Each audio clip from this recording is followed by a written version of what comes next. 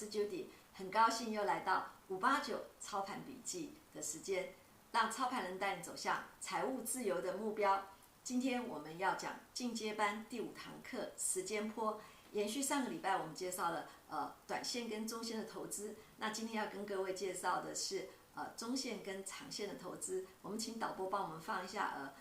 图片。那接下来的话这张图是大家每个礼拜都看到的。那如果之前没看到的同学，那这边就是告诉你，就是说完成了一个 N+N， 就是1、2、3、4高的话，它为什么要乘7，就是它整个的由来。如果你不懂的话，你可以去初级班再去看一遍。那这个地方我们就不详述，我们看一下，直接看一下，我们从上个礼拜的结论就是说，在短线及中线的循环这个地方有个速算法。那如果它的起涨 N 型是10天到20天的话，那它短线的操作时间大概就是1个月到2个月之间，那中线操作的时间大概就是2个月到4个月左右。那如果它的起涨 N 型时间比较长，是15天到30天的话，那它短线操作时间大概就是1.7到2.5个月。那中线的操作时间就是3.1到3个月到6个月，这样讲比较简单一点。那如果说它的中线 N 型再扩大的话，那整个操作时间就会从原来的4到6个月，就是再扩大，会变到7到13个月。那这个地方我们后面看实例的时候就会知道。不过这个实例我在上个礼拜其实已经介绍过了。那所以这个礼拜我要介绍比较主要的是中线及长线循环的时间的速算法。那我们刚刚其实在中线操作的时候，已经把 N 型扩大这个地方，就是再扩大已经是那个7到10个月。那如果说以比较长的时间来抓的话，可以9到13个月。那所以长线的操作者这个地方呢，它跟着一直扩下去的话，那它最长是可以算到2年到3年的投资。那大家仔细去想想看，2020年3月起涨，然后以那个纳斯达的指数来讲，它是涨到2021年的11月多。那这个时间是不是就是相对来讲的话，就是所谓我们中间抓这个2、3个月的时间。所以当你了解一个形态它整个循环的时间点的时候，你在投资股市的时候，你心里就大概会有一个知道，就是说，我如果是做长线的人的话，那我可以投资的时间大概有多少？那有了这个速算表以后，你就会比较清楚。好，接下来我们用实证来说明会比较简单，但是跟过去每堂课讲时间波一样，再次强调，时间波非常简单，听起来。但是在实务上运用的时候，其实变化多端。那我们要以行为主，不要迷失在时间的陷阱。你告诉我短线、中线是4到6个月，长线就是多少多少个月，不要迷失在这种陷阱之中。因为当不同的变数出现时候，时间还有，可是它有可能成为倒 N 型，或者是失败 N， 所以一切都是以行为主。好，接下来我们看实例的部分。好，第一个实证这个地方，我们要跟大家讲的是我们的加权指数。我想在这个地方就是大家最大的疑问就是说我之前从2020年3月上来的时候，我买怎么买，我怎么赚，我怎么买怎么赚。可是为什么到了2022年一开始的时候，我这个也不顺，那个也不顺，到底原因在什么地方呢？听我跟大家解释一下。我们的台股指数它的起涨原点是在2018年10月，然后涨到2019年12月的时候，受到新冠肺炎的影响。所以它这个地方跌破了2018年10月的起涨原点，形成一个所谓的关键位置的倒 N 型。那它其实真正指数的那个完成的这个 N 型的结束时间点，其实是在2021年的4月。那但是因为有些标的是成功上涨 N， 那有些标的 N 型扩大，所以在这个地方还拖了一段时间。那这个时间其实它这个地方已经形成了1D、2D。然后你没有发觉它是因为它2高反弹过高，就是我们之前跟各位介绍过的，它这个地方是一个回档，是一个正 N 型，所以你没有看出来它的回档。那所以这个地方是1D、2D， 然后3D， 后面是4D。那你会说，真的是这样子吗？为什么我不可以画到这个地方呢？那我想跟大家讲说，其实形态画久了你就知道，你要画到这个点也没有关系。但是只是以 Judy 个人的经验来讲的话，他应该是在2021年4月这个地方就做了一个头部，然后接下来下来。那大家可以仔细去看一下那个国际股市，尤其是亚洲的地区，最先下来的就是在2月份的大陆股市跟香港股市它其实已经下来了，所以台股在第一个起跌 N 的时候其实是非常强势，最主要的原因是台股有非常多的权值是在电子股身上，那这时候因为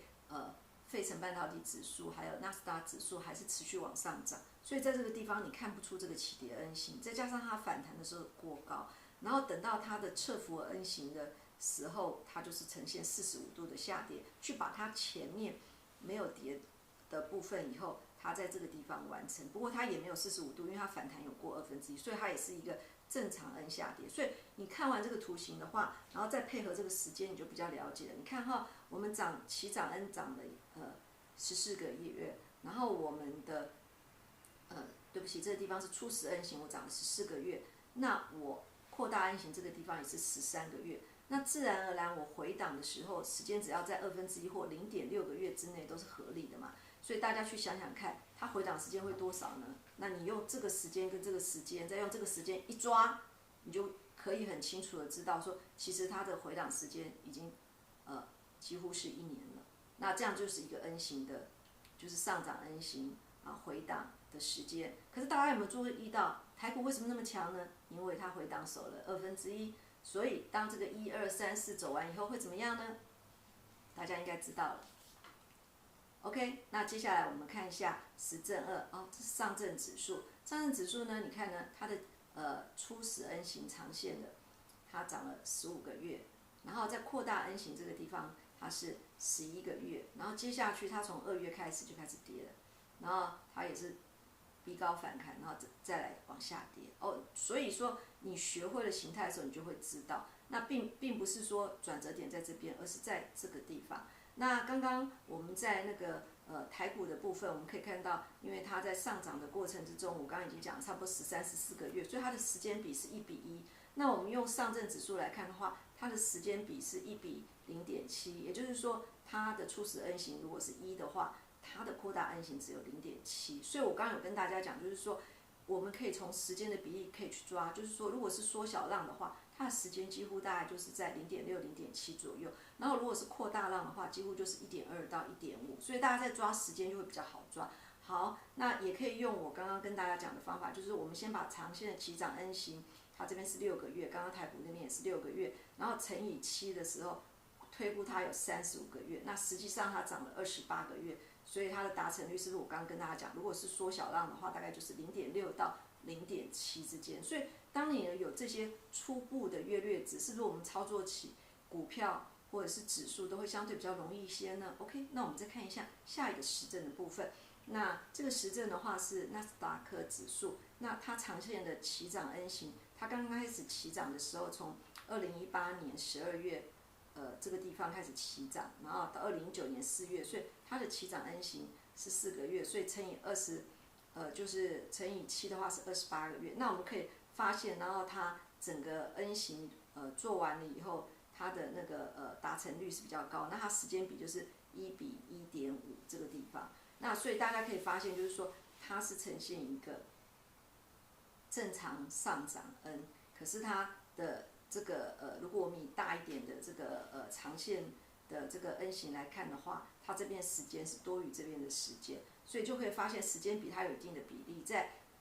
资金汇集的地方，它走的时间就会比较长、比较远。那当然也有基本面的因素。好，那接下来我们再看一下第4个实证，就是我们已经讲过好几次的股王系列，把它拿出来，最主要的原因就是给大家去看，就是说千万不能就是说用时间主导一切。如果你看这边是15个月，那你是不是在这边15个月就给它切断？可是人家涨了21个月，因为人家是成功上涨 N， 所以要以它的形态，就是3高跟4高分别用一个 N 型表达。那我们去看一下，就是说我们用它的起涨 N 型6个月去乘以基数7是42个月，那它整个完成是花了37个月时间，所以它的达成率来讲的话是88%，那时间比也是1:1.4，就是我刚刚跟大家讲，就是比较长的话，大概就是1.2到1.5。好，那这样大家是不是对于时间波发现经过整理以后会比较简单一点呢 ？OK， 那我们看一下第5个实证，第5个实证是万海。万海这边呢，它长线的这个地方 N+N 的时候是23个月，可是在它后来起攻的第2个长线的 N+N， 它是高达32个月。如果说你只是要墨守成规说哦这边也是23个月，那我这边也要23个月，那你就会错失后面这一段的涨幅。所以说在这个地方才会跟你讲说要以形为主，不是说以时间为主，不是时间到啊我就卖掉了这样子，那你就会错过最后这一段的涨幅。那我们可以看到就是说它这个地方用标准的7去推的话，它达成率高达96%，然后它的比例大概也是1:1.4这样子。所以由这几个例子，大家有没有发现？我用很简单的